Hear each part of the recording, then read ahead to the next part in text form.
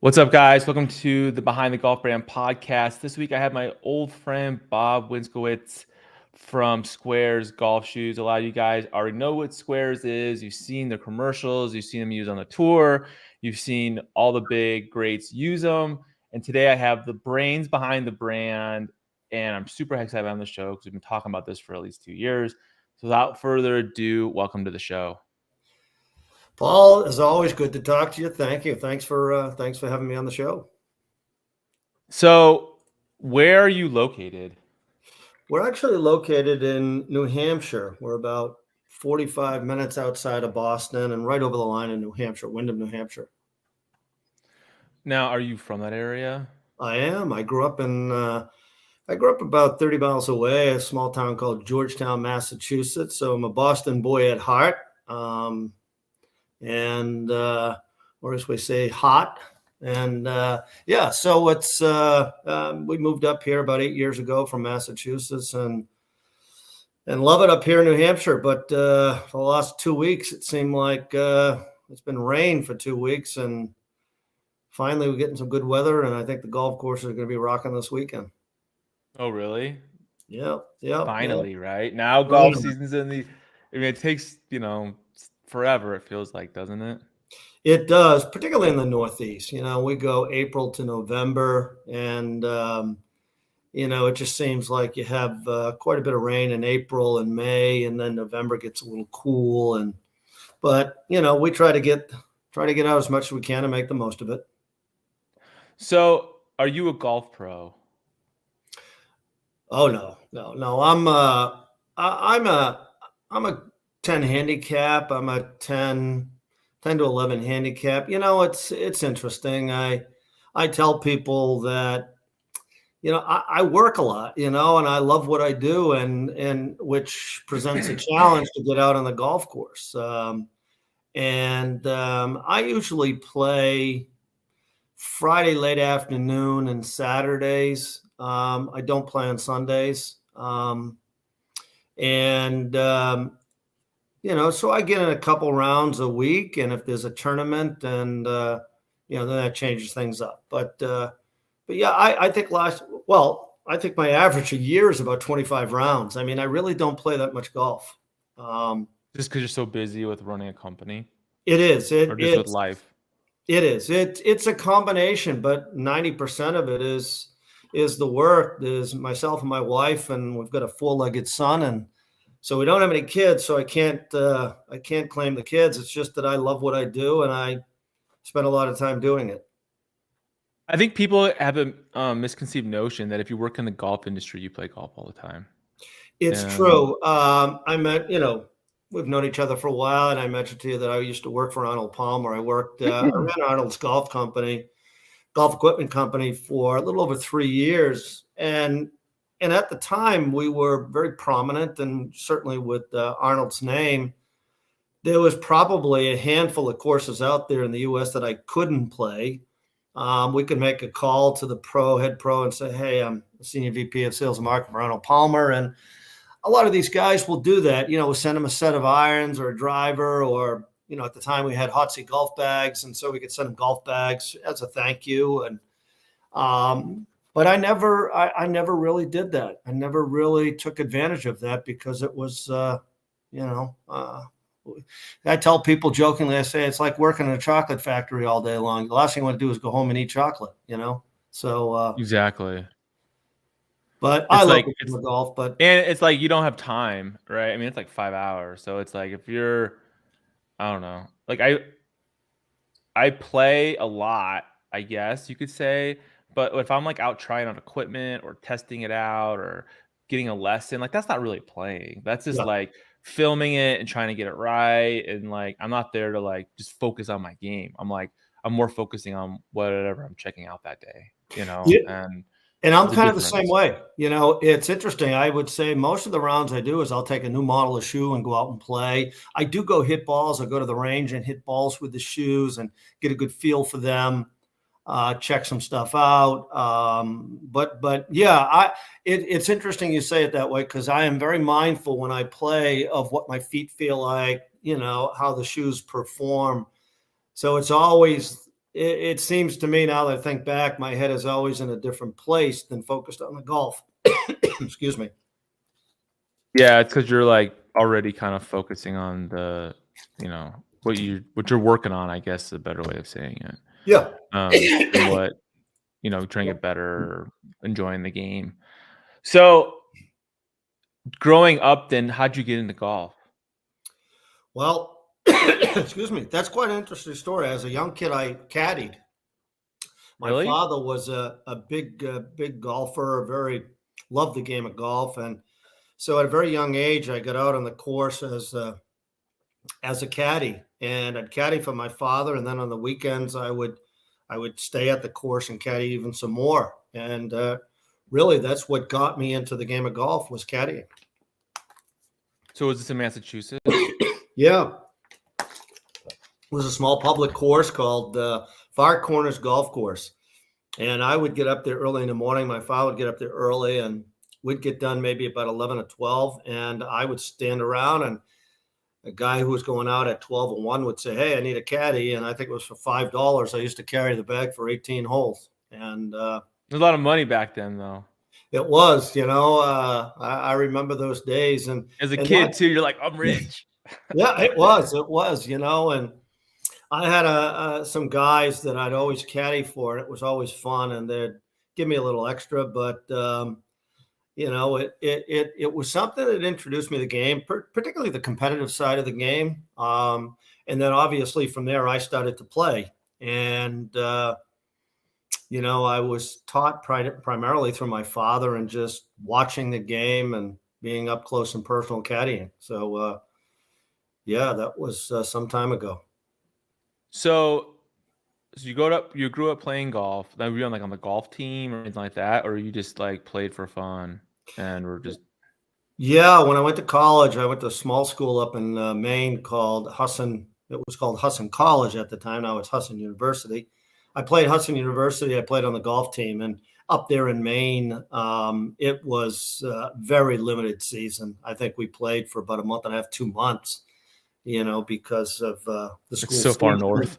Yeah, Yeah. in the snow on the ground. But yeah, and like I said, I was always right around a 9 to a 12 handicap in that. Not always, but just generally stayed in that.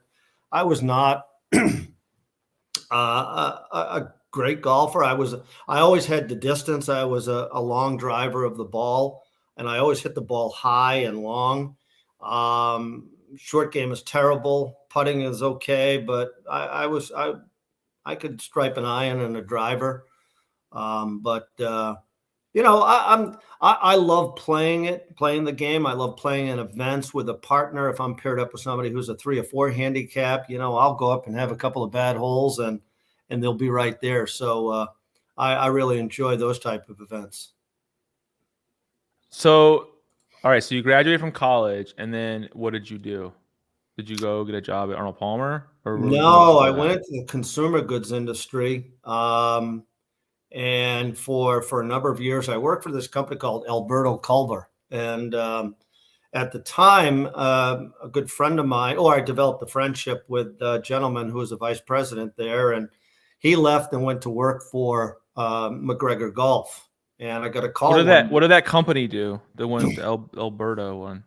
They were a consumer goods company. They had a whole variety of different business. They had VO5 shampoo and all of that Oh, kind of stuff. wow. Plus, Yeah, they yeah, had yeah. so I used to sell food, drug, and mass merchandise. I was a sales guy, and but they had a bunch of other household products and excuse me, food products.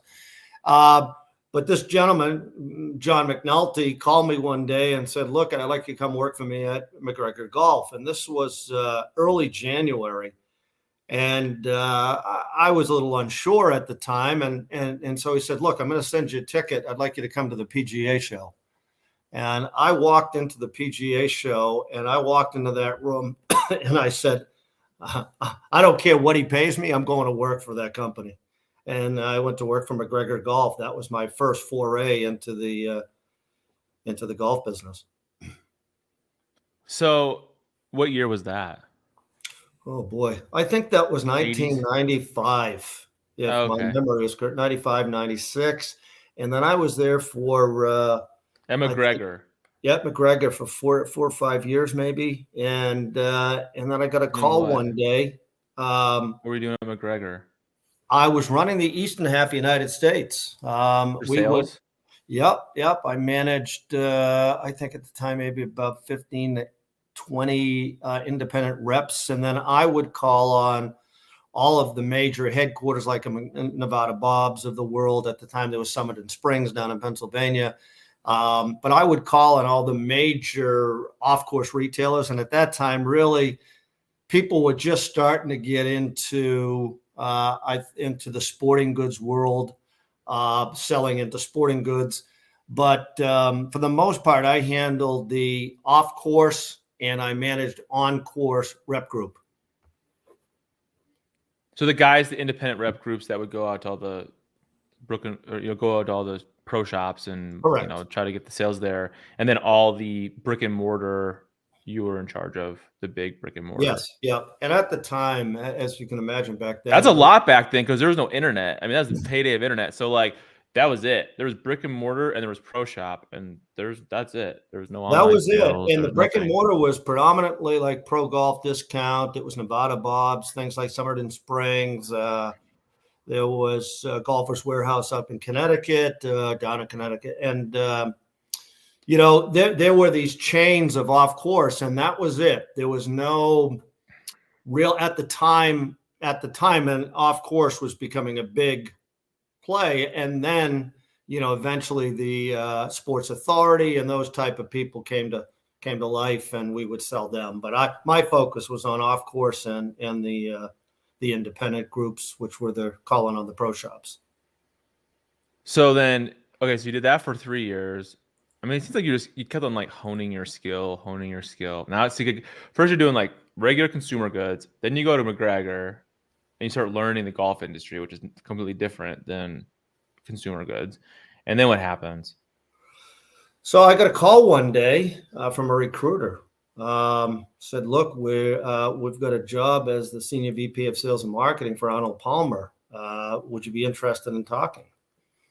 I said, "Absolutely." Certainly the name Arnold Palmer attracted me to the job, but the elevated position was also, and salary was also very attractive. So I I interviewed, and eventually they flew me into Atlanta airport. I had an interview in Atlanta, and loved everything I heard. And Was that where they're at? Based no, out of? they're based out of Chattanooga, Tennessee, Never heard of but that. it was kind of a central meeting place. So we met there and had a great talk with the CEO at the time, and he said, "Look, I'm looking for a number two guy to come in and run sales marketing, and we've got two type of brands. We've got the on-course brand, and then we've got kind of the off-course retail brand, and we're looking for somebody with that retail experience, but that rep management." And it was a good fit for both of us, I think, at the time. And I took the job, and I moved to Chattanooga, Tennessee from Massachusetts, and yeah. Whoa. And I'll tell you what, it's such a great town. I haven't been back in a long time, but I want to, it's funny. My first week there, I'm staying in a hotel because I'm looking for an apartment. So I take my laundry down and my dry cleaning to a place, and I'm talking to this woman at the dry cleaning place, and she detects the accent and says, "You're not from around here, are you?" And I said, "No, I just moved here." And she said, "Well, listen, here's my phone number. I'd like you to come over, meet the family, and have dinner with us one night." And What? yeah, and being from Boston, we're kind of on our guard a little, and I'm like, "Are you serious?" And she said, "Oh, would love to have you come over and have dinner." And about 2 weeks later, I was looking at a gym. I'm touring around, and as I'm touring around, I'm talking to the guy who's giving me a tour of the gym, and I explained I'm from Massachusetts, this and this, I've been down here for two and a half weeks. And he said, "Listen, if you ever want to get to know some people, have you come over, you can come to our church with us," that type of thing. And that was just the genuine nature of the people down there, is that I They're had, within open. 3 weeks, I had two people invite me over to their house. it was funny. We had this cleaning lady that would clean the office, and twice a week she'd bring me in a casserole dish. I'd be sitting there at 6 o'clock. They'd come in around 6 o'clock to clean the office, and she'd bring me in a casserole dish of dinner. It was really just the people Wow. and mindset down there. It just brings back a lot of great memories. Just good people. Yeah, genuinely good people. And, it's part of the Bible Belt, and it really just the people down there were very special, very, very special. So then how long were you at Arnold Palmer?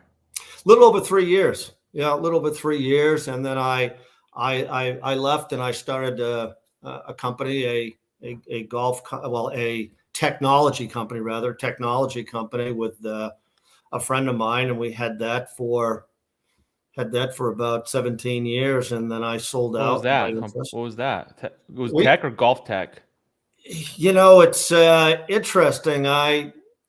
I had this idea after reading an article back, I think it was 1996, and it said something like water everywhere, and talked about golf balls and used golf balls and how they were immersed in water. And after a while, they were, they would deteriorate somewhat, but they talked about how big the used golf ball market was versus the new market. So I came up with an idea to deploy within the cover stock material of a golf ball a color change chemistry, and then also a water activated ink. So when the ball was submerged in water for a week, it started losing distance. The water would uptake. And at the time, it was a Sirlin golf ball. So those were very hydrophilic, which means water can pass through quickly.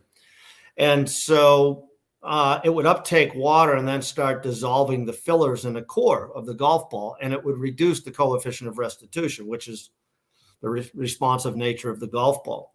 So technically it was losing distance, and you would never know. You would buy these used golf balls and you could be buying these lemons and you would never know. And so we developed this technology and got it to a prototype that once it was submerged in water, after 3 days, the name would dissolve off, Titleist or whatever it was. And then 4 days later, it would change color to let you know that it was a bad golf ball. What the hell? Really? Yeah. That's crazy. You know, So who bought it? Actually, nobody. We presented. I had a deal with Spalding, a gentleman by the name of Eddie Bender was the EVP over there, and we worked with them for quite some time. And we had a contract in our hand, and the lawyers were going back and forth, and then they were sold to Callaway. It shelved it, and Titleist said, "Look, we're not going to move unless anybody else moves." And the rest of the ball industry just kind of said, "Hey, when Titleist and Spalding move, we'll move," because at the time they owned the largest market share. And so it just dragged. But one of the things we did is we took that technology, that color change chemistry, and we took it to other areas. We took it to the government, the military. And we came up with a permanent but reversible tattoo ink that, once you get the tattoo, if you ever want it removed, you hit it with a certain laser frequency and it shuts the color off. So it goes from color to colorless. So you never know it was there. It never burns the skin, anything. So we came up with a lot of this technology that morphed out of the golf mindset. And so I eventually sold my stake in the company to my partner and moved on. Dude, you're smart. That's crazy. That's insanity. Like, I had no idea. So the military would use it. Like, I mean, anyway, it was like almost an ink that could disappear, right? Essentially, on the tattoo, it could disappear, but the color change chemistries, you can change color based upon a whole variety of stimuli, and it could be light. So when light hits something, or the lack of light hit, the presence of light or the lack of light can make color look a certain way. So we were painting objects for the military that were black in one situation, and as they came up in the water, so to speak, it would change color to blend in with the surroundings. So it was a pretty interesting chemistry that could. But was it a one-way chemistry? So would it be able to go back or no? As soon as it Oh came yes. out, Oh yeah. Depending on the light source, how much availability of light could change. We could also change it based upon a whole variety of triggers. There's a whole variety. It could be stress. It could be, weight. It could be, you name it. It could be a whole variety of things. So we change color. was your partner like a chemist? A chemist? No, you know what is interesting is we conceived a lot of these ideas and concepts based upon the color change of the golf ball, but we hired a big company called Patel Memorial Institute to do the initial construction of the chemistry, and then we hired the former chief technology officer from Polaroid to come over, and we created a whole team, and yeah, Wow, we came up Bob, with a that's lot of crazy. chemistry. Yep. Who would have thought? Like, right? I mean, you go from like that is wow. So Yeah. when did you sell that to your partner? A little couple years Jesus. ago when you Oh were no, starting Sqairz? that probably was about 15. No, that's not true. Maybe about 10 years ago. Yeah, 10 years ago. And then I did a small, I got hired as a consultant to come in and uh, run a medical device company for 2 or 3 years, and left that. And then, but I had formulated the idea of the golf shoe back in 2000 and probably 2013. I think that's when I filed the patents. I had the concept for the golf shoe back then. All right, so let's talk about Sqairz. So how'd you come up with the idea for Sqairz golf shoes?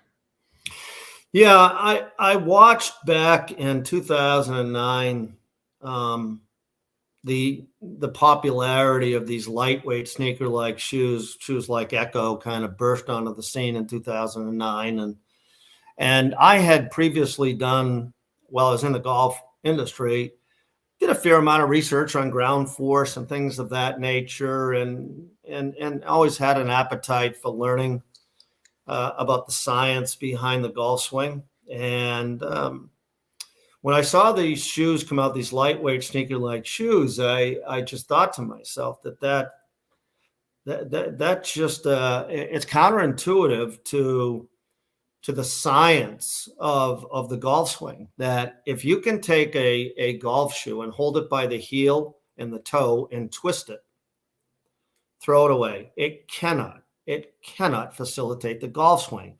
And I can go deep with you on this, that, as you're on the course, and a golf course doesn't really have any even surface, everything is uneven. So if you're in a lightweight sneaker like shoe, and you're in a side hill, downhill line, it doesn't have to be a very deep curve. But what happens is your body senses that, and your feet literally shift in those shoes because they've got a lot of flexibility to them in the materials. And because of that, your brain says, uh-oh. It's like standing on the side of a cliff looking down. Your brain says something's wrong, something's going on here, and you grab the ground with your toes. And I watched a lot of these. I watched the popularity of these shoes just keep growing and growing. I think the original mindset was that you can't have comfort in spikes. They were like complete up. You can't have it together. So I found that a lot of the growth in golf footwear was in these spikeless shoes. They first started out as a street shoe. That's what they called them, the Echo Street. And the whole mindset was, well, you can wear them on the golf course, at the grill room, in the supermarket, so on and so forth. I always say, if you can wear a golf shoe that many places, you're wearing the wrong kind of golf shoe, because a golf shoe should be designed for the golf course. Certainly you can develop comfort and all this stuff that you could wear it out there, but it's designed for the course. And, so I watched the emergence of the spikeless, and I couldn't believe everybody jumped in. Well, they jumped in for a lot of reasons. Is that, kind of Echo proved the market, and then FootJoy and everybody else jumps in because you can make that shoe over in China for about $20 and sell it for $200. So, I mean, the profit margins there are really good. But then they got away from spikes. And this is the one thing that I tell anybody who'll listen to me in golf footwear. If you are not wearing a spiked golf shoe, a removable cleat golf shoe, you are compromising your golf swing and you are creating so many inefficiencies in the golf swing. And it's been tested out. We've tested it out. And I'll give you just an example is that even there's a study out there called the Pinehurst study, which was done by Pride Sports.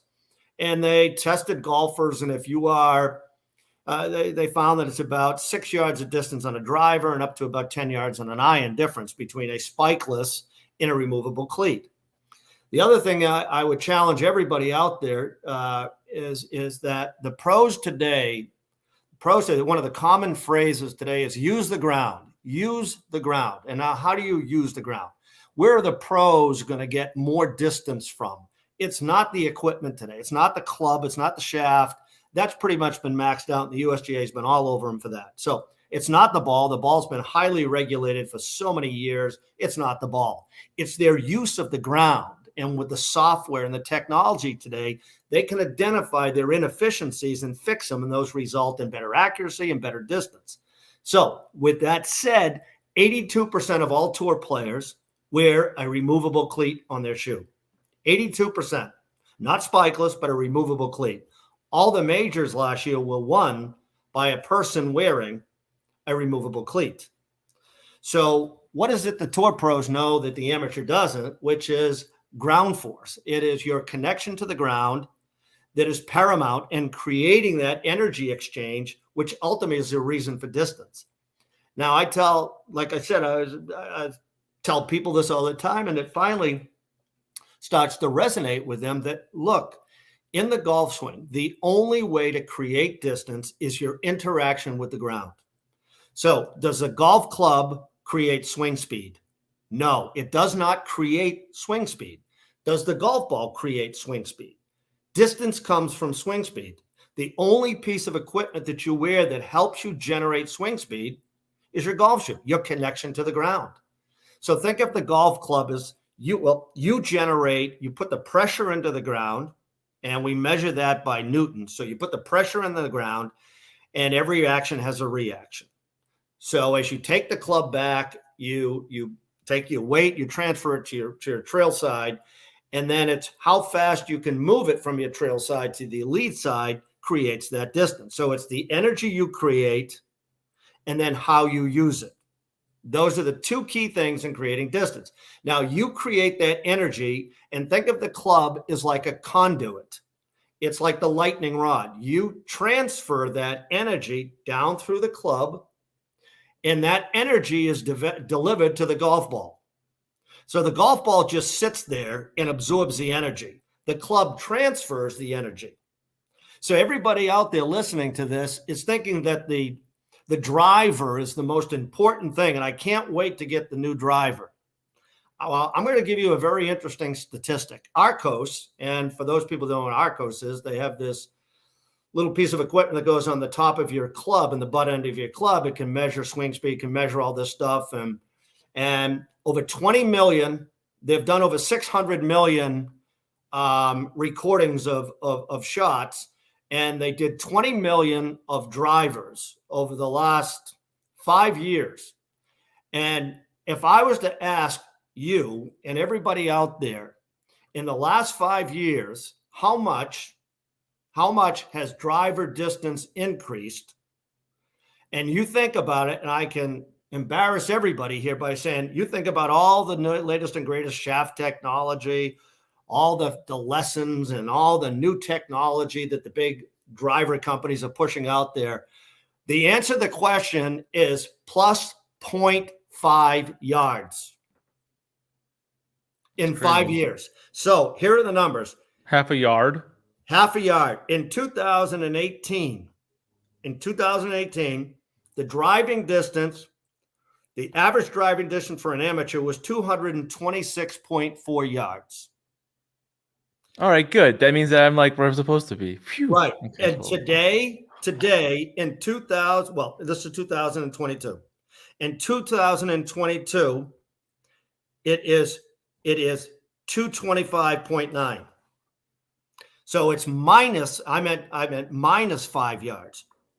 So minus 5 yards We're hitting not as far as we used to.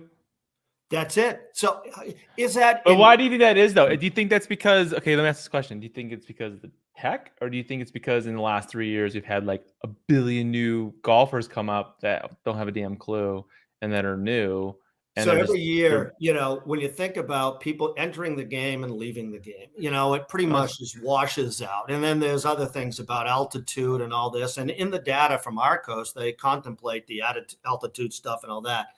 But if you just generally speaking say that people that have entered the game and exited the game, that it's pretty static, even though it's gone up and down over the last 5 years, say that's a given. Now, I contend that it's your shoes, the spikeless shoes.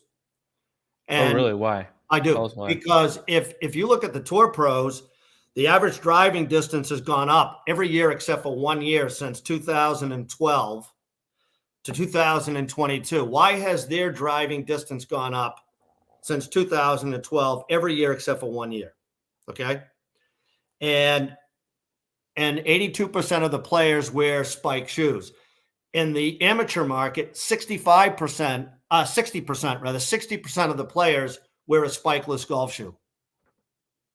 So 60% of amateurs wear a spikeless, and 18% in the tour wear them.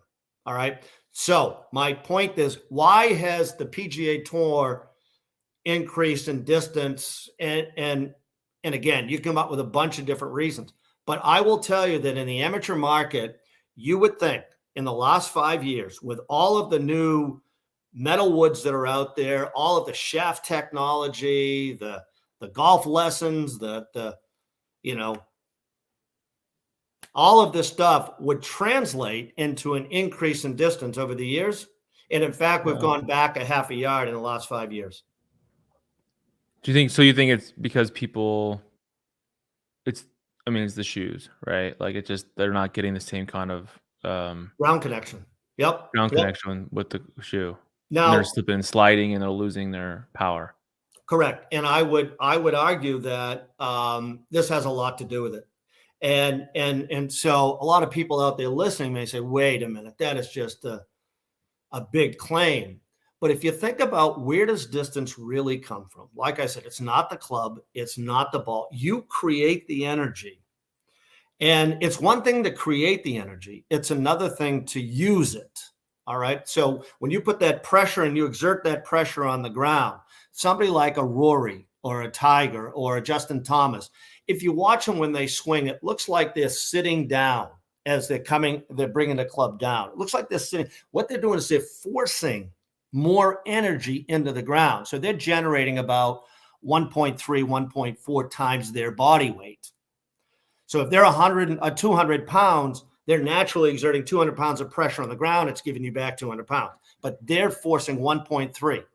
So with that said, you watch them as they get ready to hit the ball, they're up on their toes. It's because the energy is lifting them up. So they create an awful lot of it. And then it's a matter of how do you use that? How do you use it? And the biggest difference between what you create and what you use is postural control, how well you control your body throughout that motion. That is the critical element. And that's what the pros are so darn good at, is that consistently controlling their body. Now, the other thing I mentioned earlier was how fast you can move the pressure from the trail to the lead side. And think of snapping a towel. If you're going to take a towel and snap somebody in a rear end with a towel, you move it out and you stop, and then it breaks the sound barrier. You hear this big noise, it breaks the sound barrier. Well, it's because you break, you stop it, and that's what's happening in the golf swing. You get it over to the right side of your right-handed golfer, to your trail side, and then you move it quickly, and then you break. You have two breaks in the swing.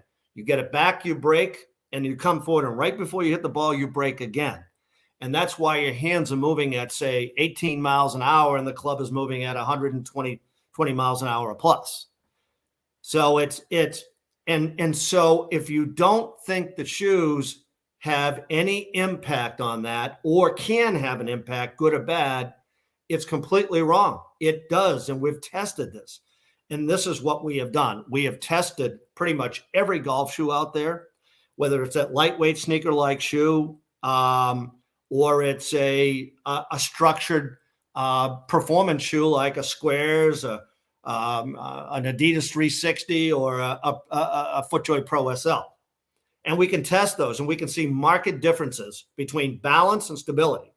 And that's why we designed our shoe, is that our toes sit naturally in the shoe with the less rounded toe shape. It's more squared off, not a completely squared off. It's got a 70 millimeter radius, but your toes sit naturally. We widen the base under the ball of your foot.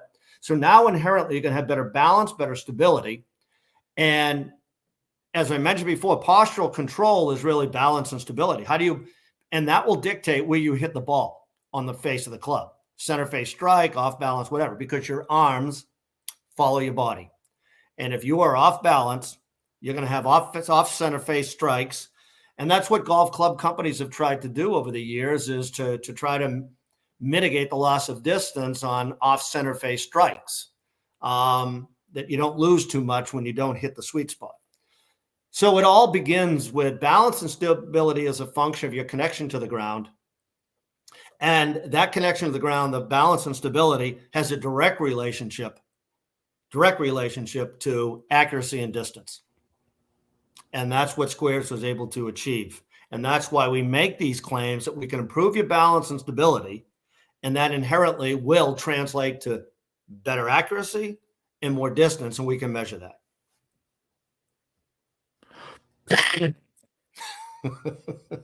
the first time I've ever done that on my show before, so I'll let you know that.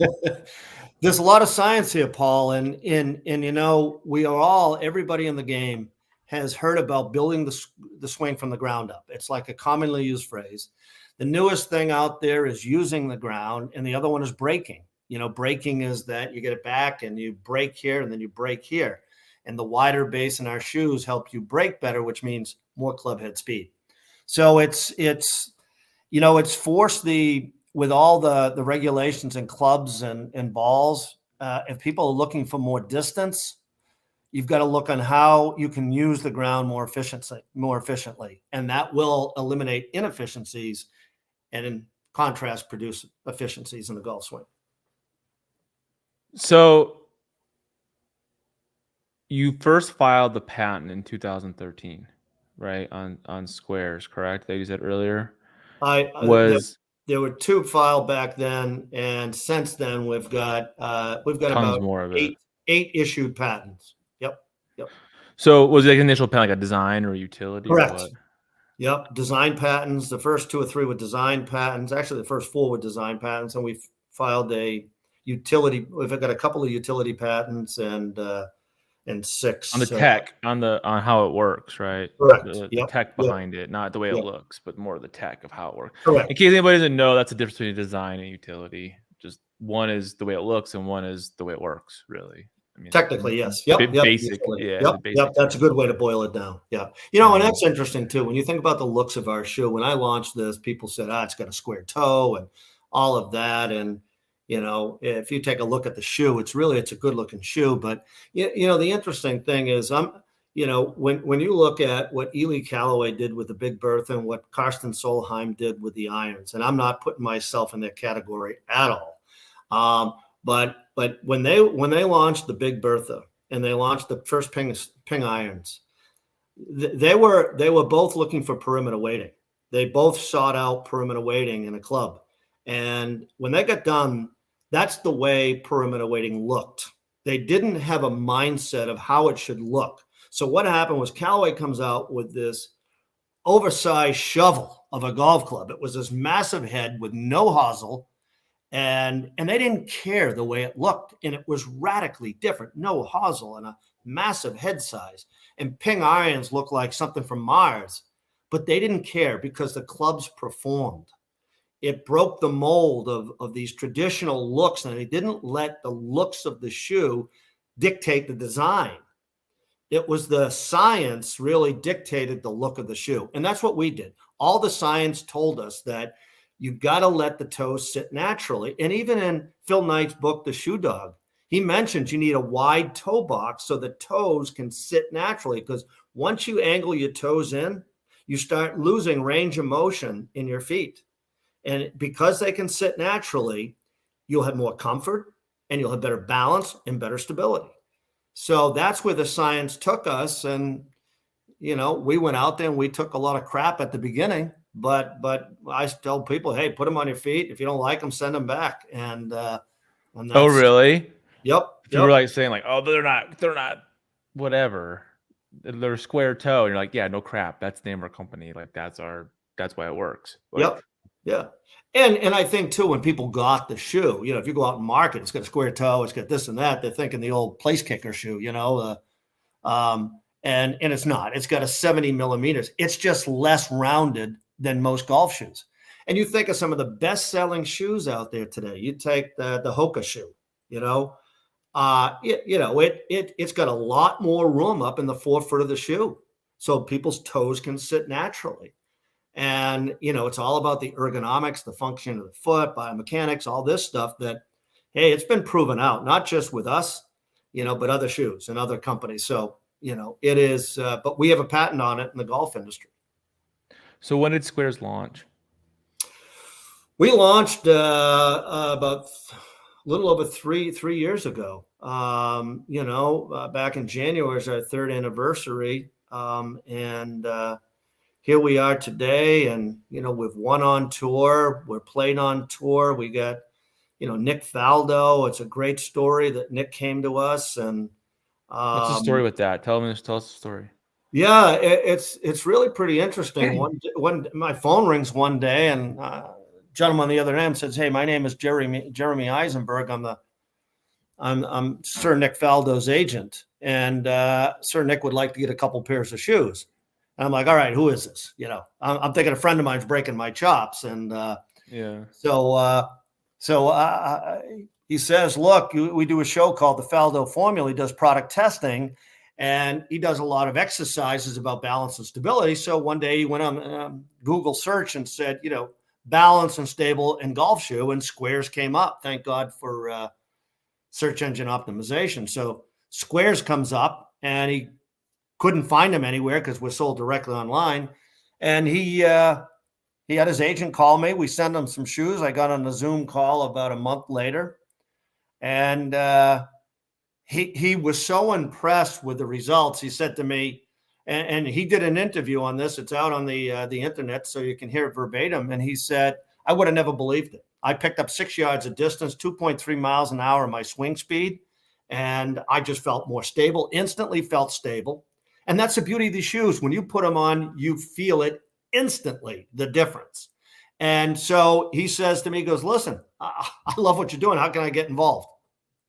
And he's an equity shareholder in the company now, and a big supporter. And, there's rumors out there that he's going to go out and try to play the senior tour this year. So, cool. Be good to see him back out there. But again, that's how it came. I mean, and here's a guy there's not too many people I've seen in my lifetime in the game of golf that worked harder than him at his swing.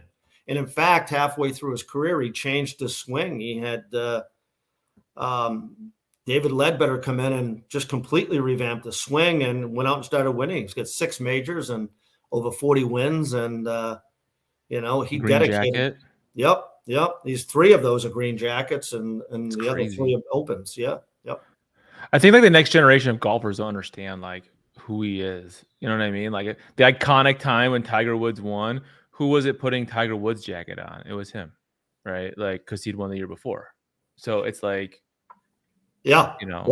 And it's I've never looked at it that way. That's a very good observation, because it was really from one era to the other. It was. I feel like that moment in time, like really showcased the passing of the torch to the next generation of golf, to professional golfers. Because I mean, they weren't athletes, you know what I mean? They weren't training to be professional golf. I mean, they were good and they practiced, but I mean, they weren't like, from that moment on, playing golfer now, they all look at Tiger Woods, and they train to become like a professional athlete, and then they play golf.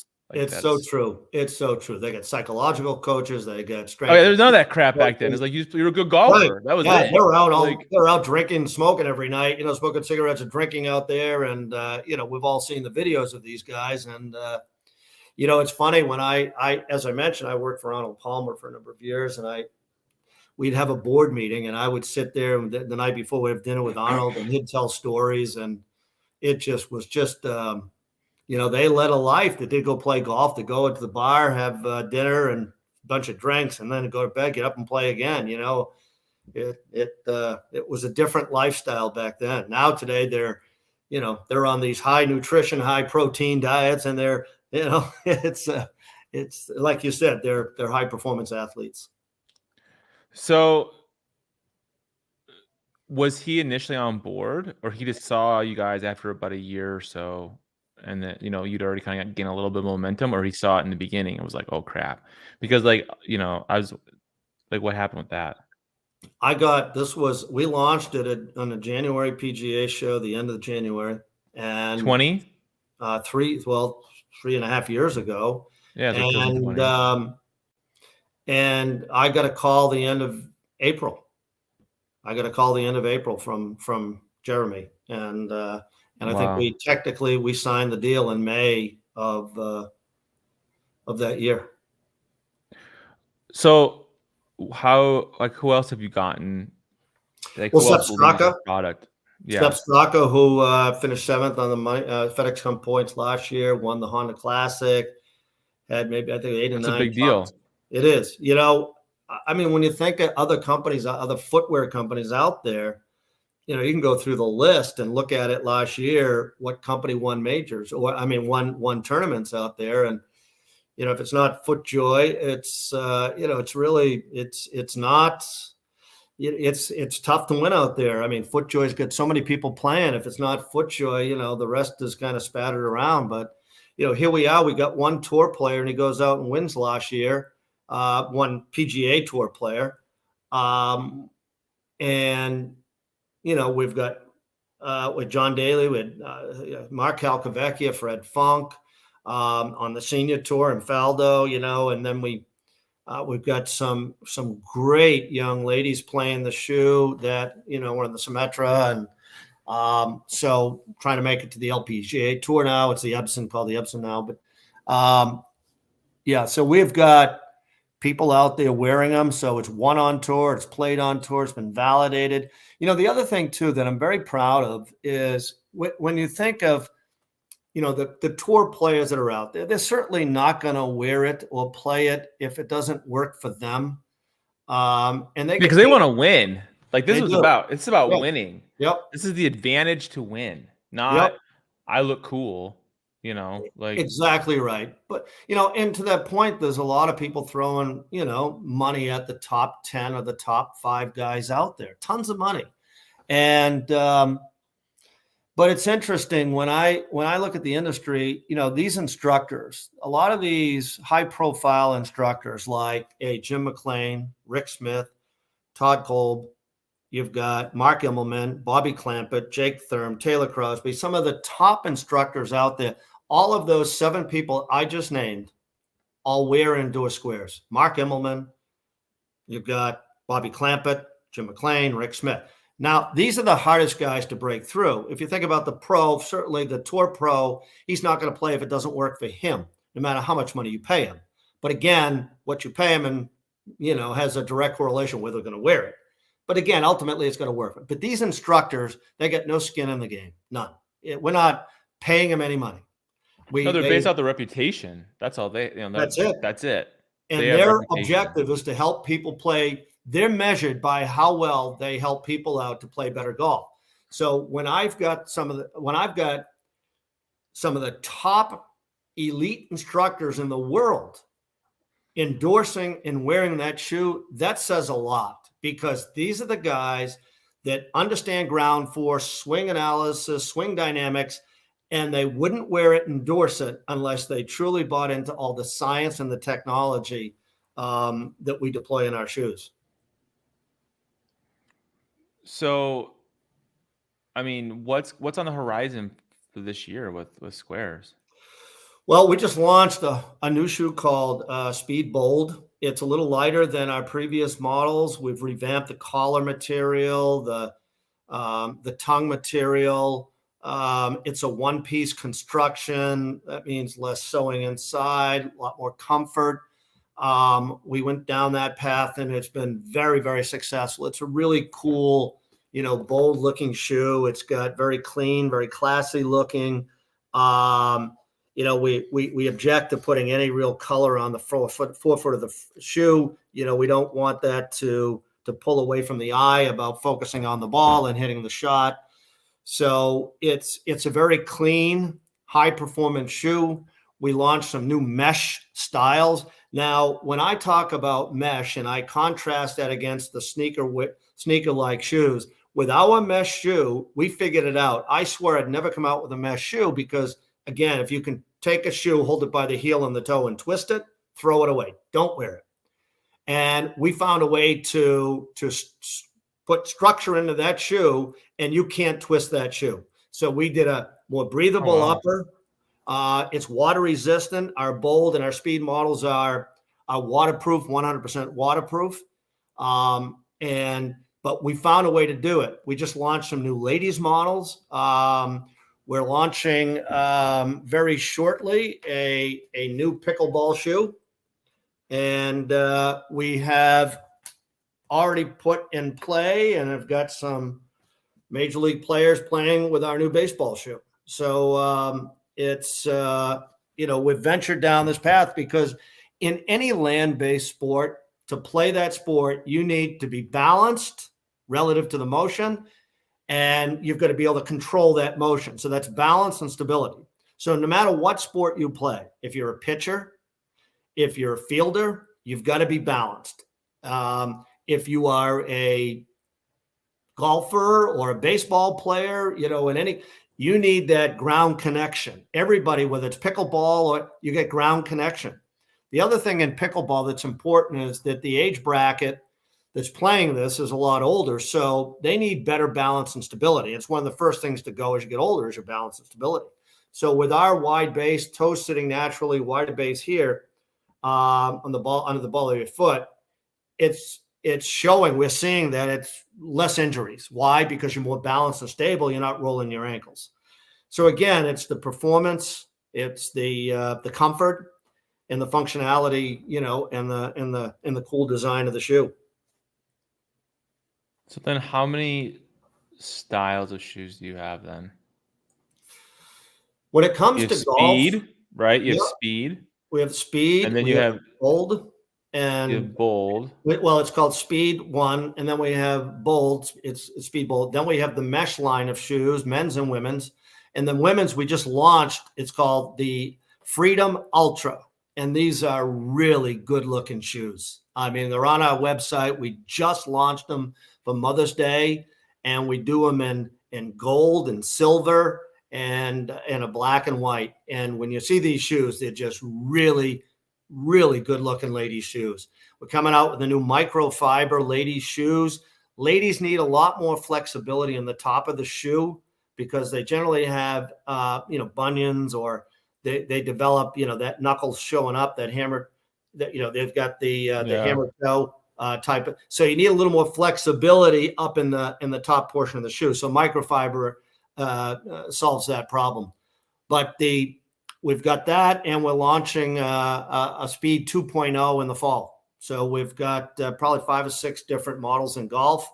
We're working on some really cool new technology. Then we've got baseball. We've got a turf shoe in baseball. We're launching a trainer shoe, and we've got the molded cleat coming out. And then we've got men's and ladies pickleball. Wow. What's the difference between fire and ice? That was just fun. Just design wise. It is. The fire is really cool. That's one of my favorite designs. It's got the flames on the back and the heel. And, back in the Ryder Cup, when you talk about Patty Ice and how, icing your player and this and that, and this guy's on fire. And so we wanted to have a little fun with the design, and we did a fire, which has kind of got the ice on the side of the shoe, and then the That's on the ice, and then on the fire, it's got the flames, the red and the black. That's really cool too. It's one of my favorite designs. So, like, in terms of, like, hierarchy then of shoe, like, you have a speed line, right? And there's different Yep, styles. Like, there's the regular speed, and then you have, like, the mesh, right, which you said was new.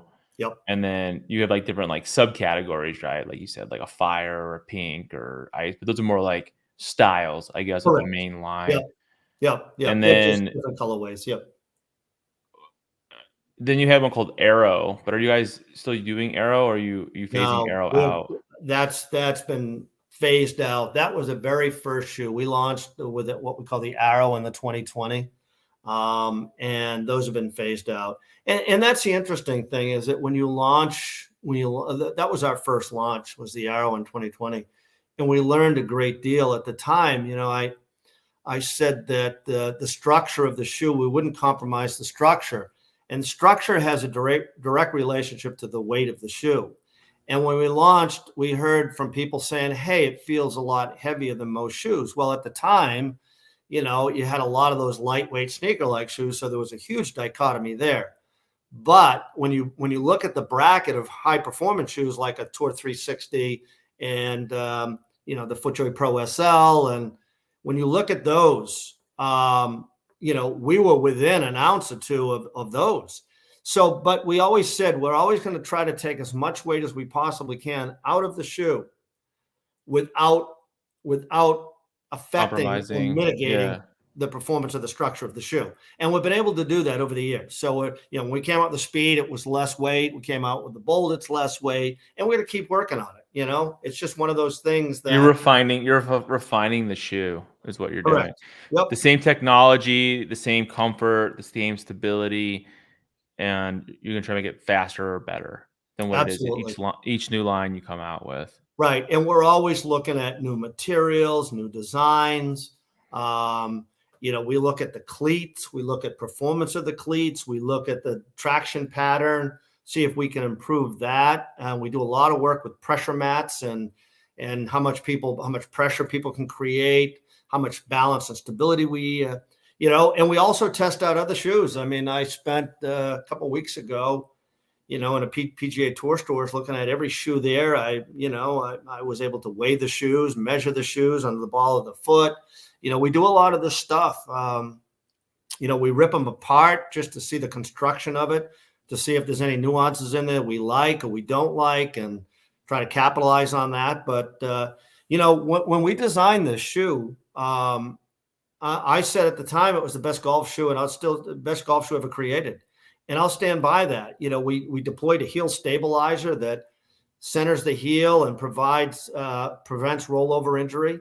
Little things like our laces. Our laces has Yeah, I love your laces. they've got Freaking printed brilliant. silicone on the top of it, so when you tie it, it stays put. You don't have to retie the shoe, and you pull it tight and you tie it. You don't have to retie it. Little things like we sewed a gusset on each side of the tongue. So you sew the tongue on either side. And a lot of companies weren't doing that. And what happens when it rains and sand gets on the top of your shoe here, it works its way in. Not with our shoe because it's sewn. So you can literally stand in the water pretty much almost all the way to the top of the shoe and not get wet. Why? Because Oh, we wow. sew it and it's waterproof. But little things like that, the cleat we chose was one of the best performing cleats. The lace, the gussets, the heel stabilizer, the quality. This material that we used is I think 90% of all soccer shoes are made with this material. And when you think about how they cut back and forth, it adds that structure. It's got the right amount of flexibility. It's a synthetic leather that just gives you some really good structure. So we looked at and we said when we started that we want to make the most expensive golf shoe we could relative to the components, because a lot of times to keep costs down, you've got to settle for second best in the construction of the shoe. Sometimes it shows up, sometimes it doesn't. But we built what we believe to be the best golf shoe ever built. Well, I mean, I think you guys make a phenomenal shoe. It's awesome. I mean, it works. The technology's there, and that's the thing. It's not like it's built around the tech. It's not built around anything else, right? It's not like you're trying Exactly to, right. Yep. Yep. And the it's not science like everybody speaks. else. Like And you're not BSing people either, where you're saying like, oh, you can wear this to work and you can wear this Yeah, out. It's like, no, yeah. the shoe is to make you hit the ball farther. That and have more control. That's it. Well said. And I tell people too, on those spikeless shoes, as you leave the golf course and you're walking around and you're wearing those during the day, whatever, you're wearing them out on certain areas. You're wearing it down on certain areas. And based upon, your foot structure, whether you're a varus or valgus, your foot could be wear on the outside, the inside. And most people have that varus valgus deformity. So, I mean, if you pick up your shoes, you wear it in a certain area of your foot. And if you're wearing that golf shoe out other places, then you're wearing it in certain areas. And when you go to play golf, you're off balance, Get more So, control. and then you're Yeah. going to replace that with our shoe. All you have to do is on the golf shoe, all you have to do is replace the spike.